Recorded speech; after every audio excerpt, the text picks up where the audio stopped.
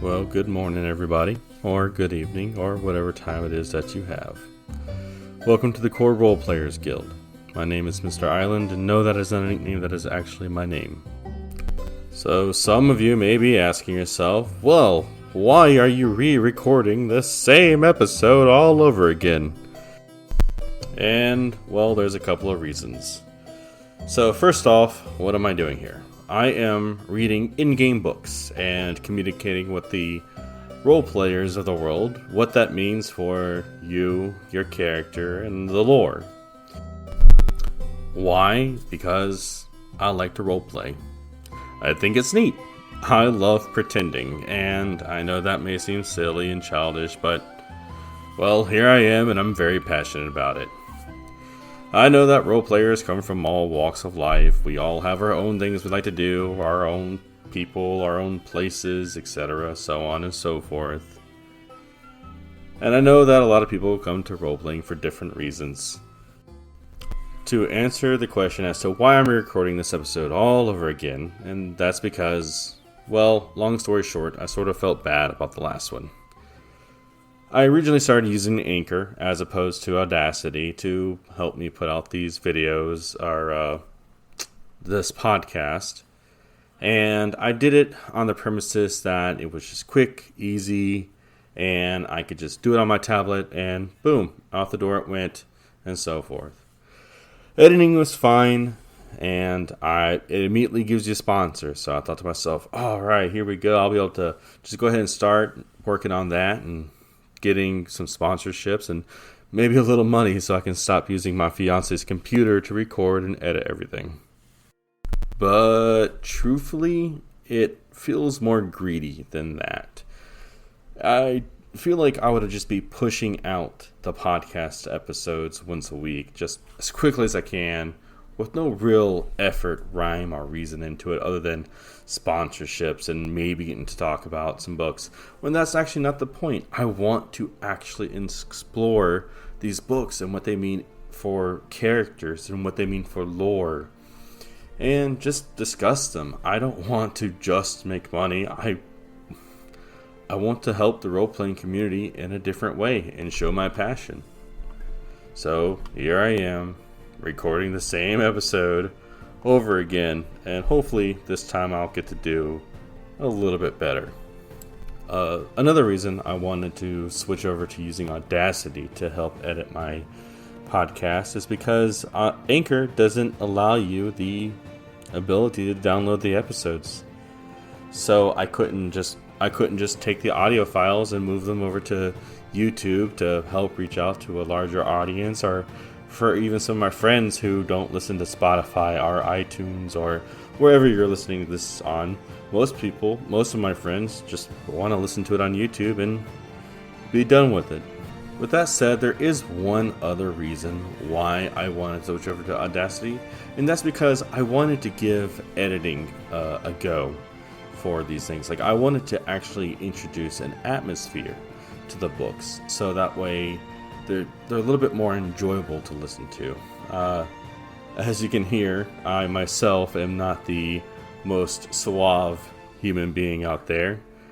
So this was my chance to truly do something special for these books and for the role-playing community in my own way.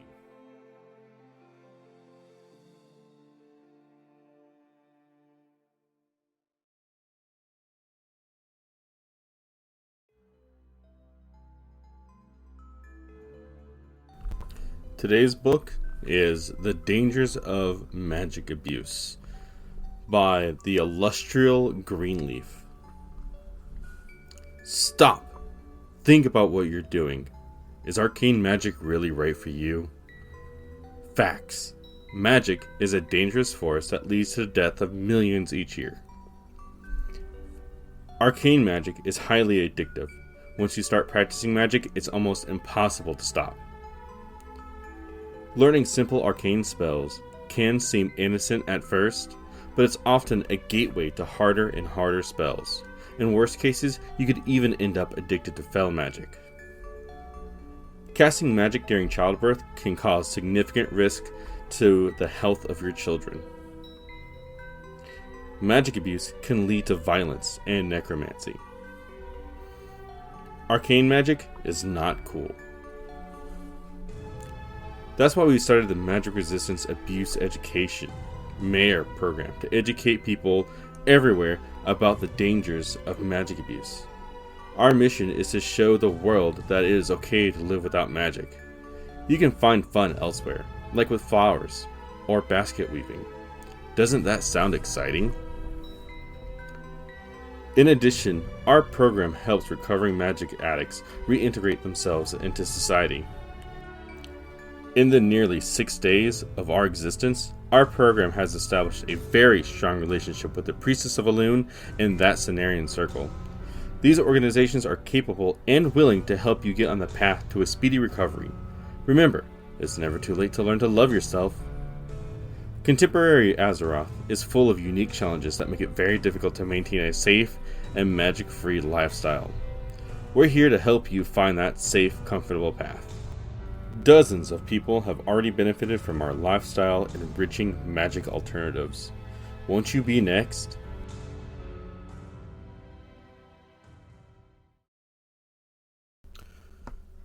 So, I want to address this all just from the top to the bottom, starting with those facts that you heard from first, and then just making my way down to the other paragraphs. So, magic is a dangerous force that leads to the death of millions each year. That's not technically untrue.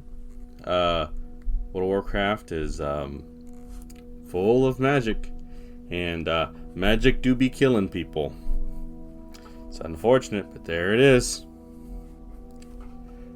Arcane magic is highly addictive. Once you start practicing magic, it's almost impossible to stop.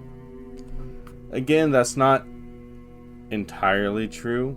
So, you see a lot of the races become very dependent on magic, on feeding on magic. The Blood Elves were very dependent on magic, and it took them time and effort to stop being so dependent on magic. It's mostly the elves that have had to deal with a dependency on magic.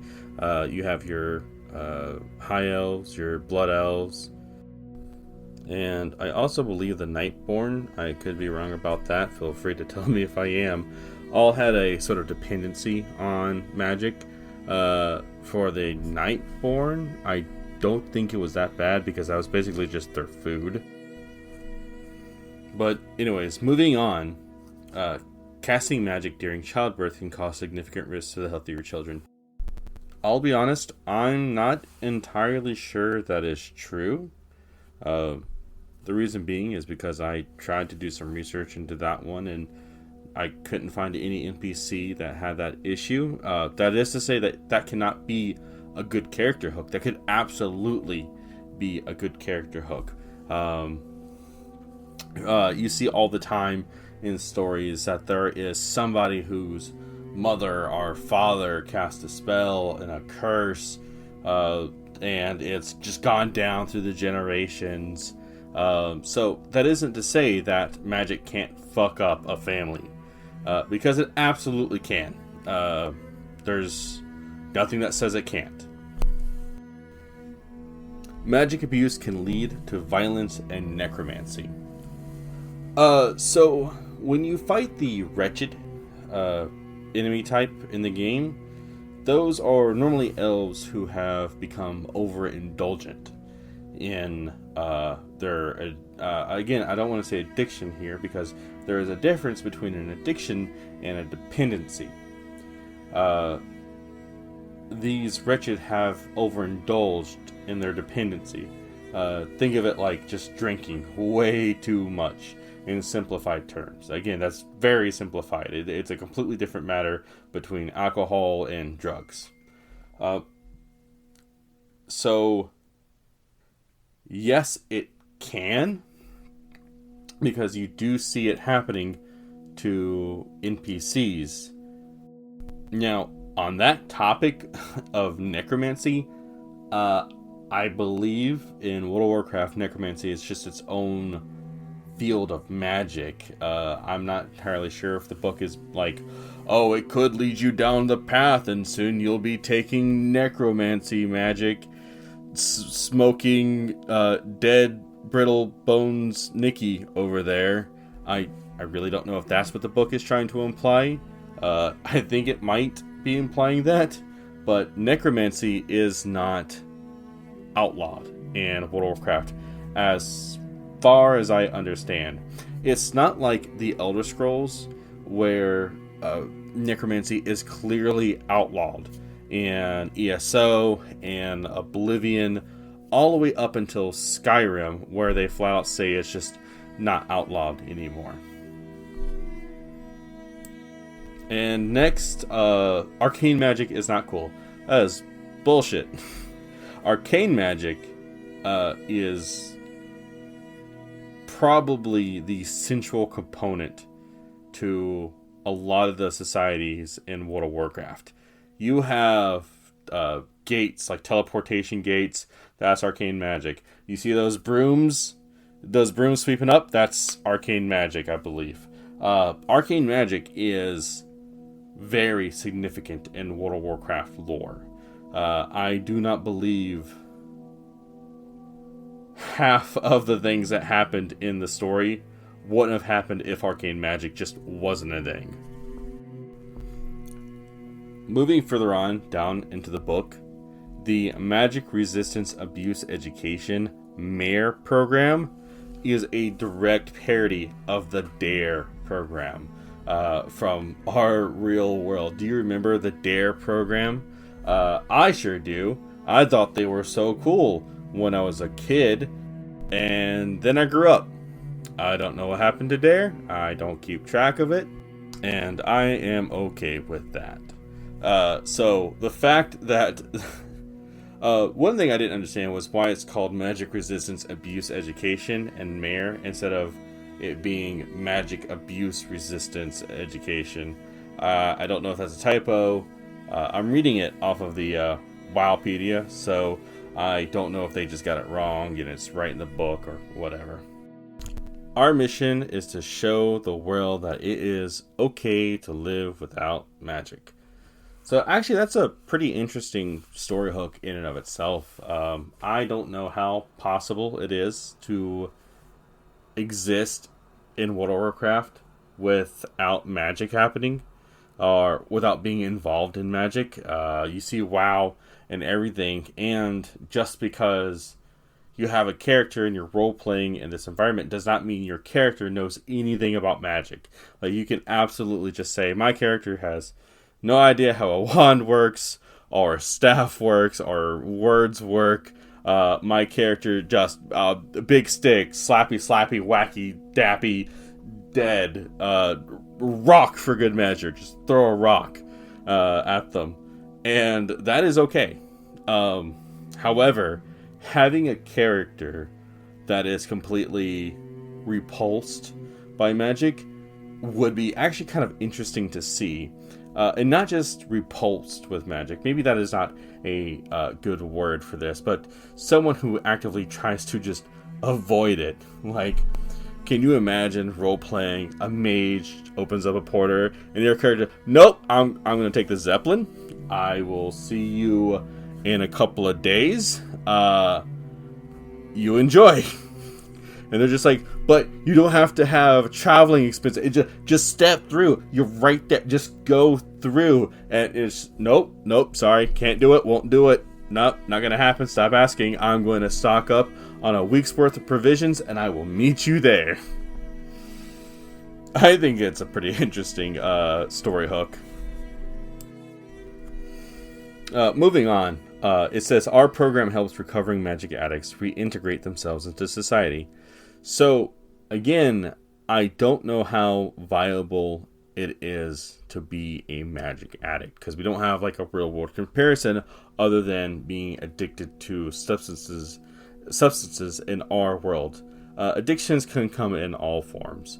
You can have an addiction to drugs and alcohol. You can have an addiction to sex. You can have addictions to physical, just objects, just I've played Magic the Gathering. I am actually sitting next to a giant 5-shelf stack of that goes up to my ceiling of just Magic cards. I understand that addiction comes in all forms. With Magic, it's a little bit different because you have many different fields of school.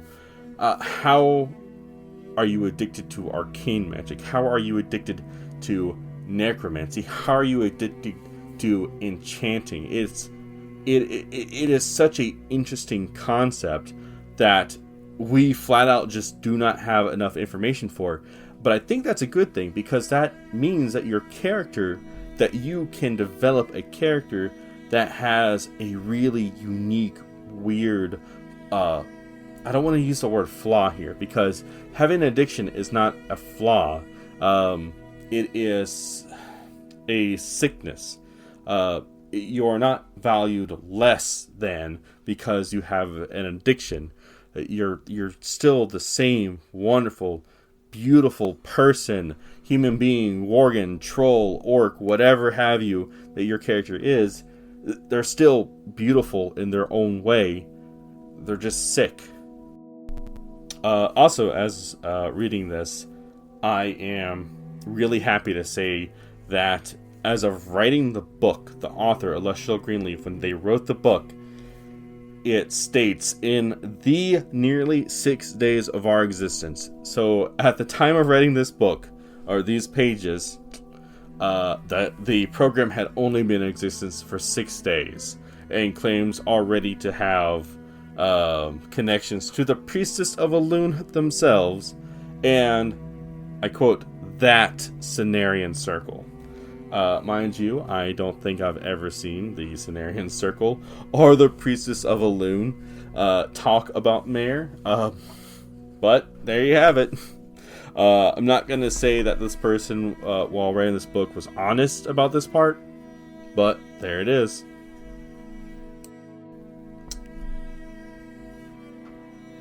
This part right here, I quote, "Remember, it's never too late to learn to love yourself." So first off, if you are suffering from an addiction of any kind, again, I want to stress that that does not devalue you as a person, and that there is no reason why you shouldn't love yourself. I know that it may be difficult.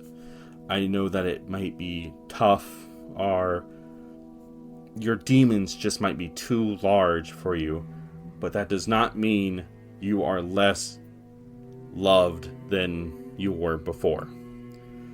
But reading this passage, I think of a character who has this book, someone who is addicted to magic, whatever you make that out to be. Again, there's really no clear definition of what magic addiction is in World of Warcraft, but I can just see a character who has this book and feels really just shitty about themselves, all because of this one passage.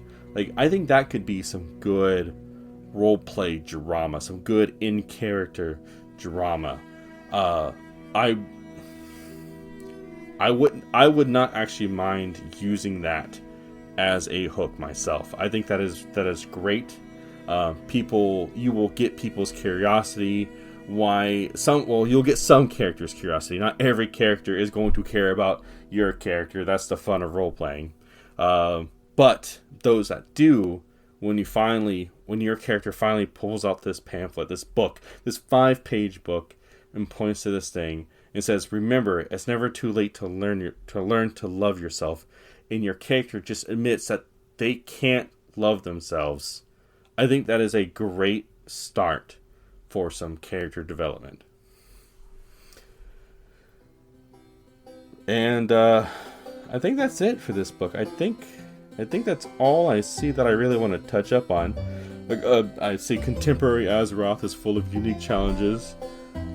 When you're fucking fighting a dragon, you're gonna want somebody with magic. Your character doesn't have to have the magic. You're gonna want somebody with magic. I'm just saying, it would help. And with that, I guess we're closing it down to an end. I'm already at 20 minutes on the podcast. So, if you stuck around this long, thank you very much for sticking around. I would love to hear your opinions on this. I plan to do this once weekly, just something to do while I'm doing the other project, which I'm not going to talk too much about, but should be done here pretty soon. Again, if you stuck around this long, I really appreciate you. Thank you very much. I would love to hear feedback on this because I've never tried anything like this before in my life. I've always wanted to talk about these things. I've just now gotten the courage to do it. So I am open to feedbacks, open to suggestions. You can find me. You can talk to me on Twitter at the Core RP Guild. I have a Discord link there. Feel free to jump in and chat with me. And if you're watching this on YouTube, thank you. Again, I appreciate it. And